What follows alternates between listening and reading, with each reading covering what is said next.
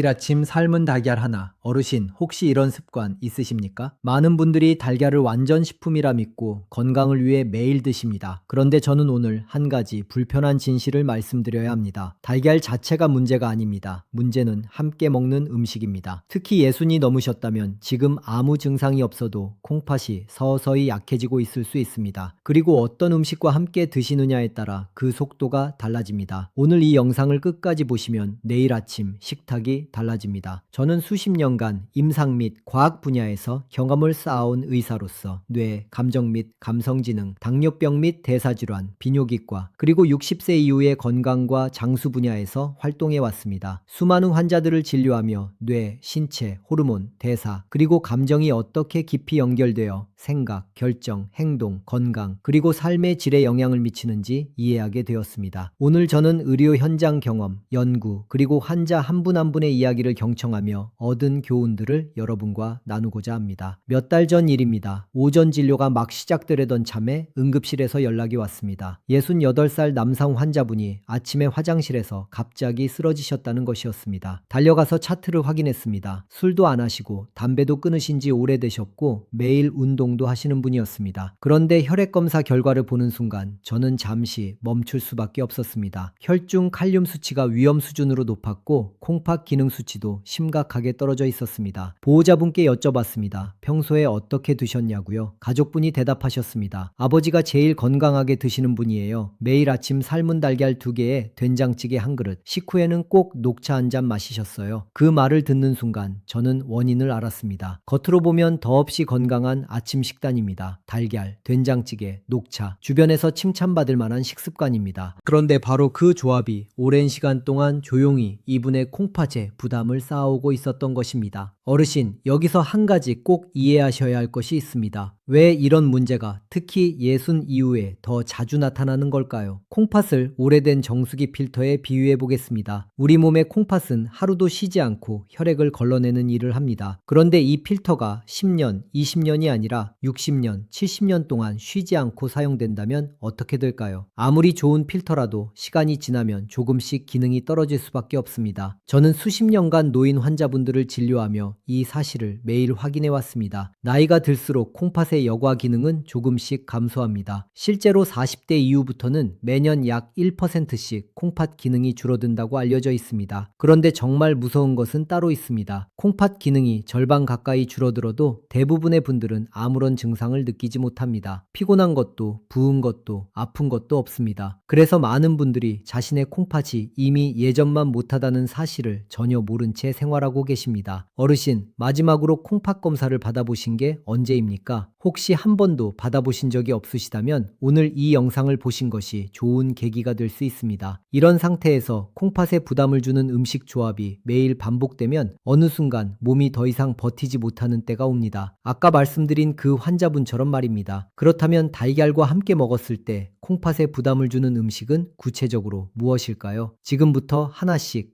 말씀드리겠습니다. 첫 번째, 달걀과 감입니다. 가을이 되면 어르신들 식탁에서 빠지지 않는 과일이 있습니다. 바로 감입니다. 처마 끝에 곶감이 매달려 있고 식탁 위에는 잘 익은 홍시가 올라오는 계절. 달콤하고 부드러워서 식후에 하나씩 드시는 분들이 정말 많습니다. 그런데 달걀을 드신 직후에 감을 드시는 습관, 생각보다 훨씬 위험할 수 있습니다. 몇 년 전 제 진료실에서 만났던 62살 어머니 환자분 이야기를 잠깐 드리겠습니다. 평소 위장이 약하셔서 고기 대신 달걀로 단백질을 챙기시던 분이었습니다. 어느 날 아침 삶은 달걀 2개를 드신 뒤 후식으로 잘 익은 홍시 하나를 드셨습니다. 처음에는 아무 문제가 없었습니다. 그런데 몇 시간이 지나자 명치 부근에서 시작된 통증이 점점 심해졌고 나중에는 허리까지 퍼졌습니다. 검사해보니 위 안에 딱딱하게 굳은 덩어리가 생겨 있었습니다. 의학적으로 위석이라고 부릅니다. 어르신, 부드러운 달걀과 달콤한 홍시를 먹었을 뿐인데 왜 위 속에서 돌이 생길 수 있을까요? 그 이유는 감에 들어있는 탄닌이라는 성분 때문입니다. 탄닌은 단백질과 만나면 마치 시멘트처럼 서로 단단하게 결합하는 성질이 있습니다. 달걀에는 단백질이 매우 풍부합니다. 그래서 달걀을 드신 직후 감이 들어오면 위 속에서 탄닌과 단백질이 만나 덩어리를 만들 수 있습니다. 특히 60 이후에는 위장의 움직임이 젊었을 때보다 느려져 있기 때문에 이런 현상이 훨씬 쉽게 일어납니다. 이 덩어리가 커지면 음식이 위에서 내려가지 못하고 막힙니다. 심한 경우 구토와 탈수로 이어지고 몸에 수분이 부족해지면 콩팥에도 큰 부담이 가게 됩니다. 콩팥은 수분이 충분해야 혈액을 제대로 걸러낼 수 있기 때문입니다. 달걀을 드셨다면 최소 2~3시간은 감을 드시지 않는 것이 좋습니다. 아주 작은 습관 하나지만 위와 콩팥을 지키는데 생각보다 큰 차이를 만들 수 있습니다. 두 번째, 달걀과 된장찌개 짠 반찬입니다. 제가 20년 넘게 진료를 하면서 가장 많이 접하는 아침 식단이 있습니다. 달걀, 된장찌개 한 그릇, 그리고 김치 한 접시. 보기만 해도 건강해 보이는 식단입니다. 주변 분들도 참 잘 챙겨 드신다고 칭찬하실 만한 아침상입니다. 그런데 이 조합이 콩팥에는 생각보다 큰 부담이 될 수 있습니다. 문제는 된장찌개 속 나트륨입니다. 된장찌개 한 그릇은 나트륨이 1000에서 2000mg 가까이 들어 있습니다.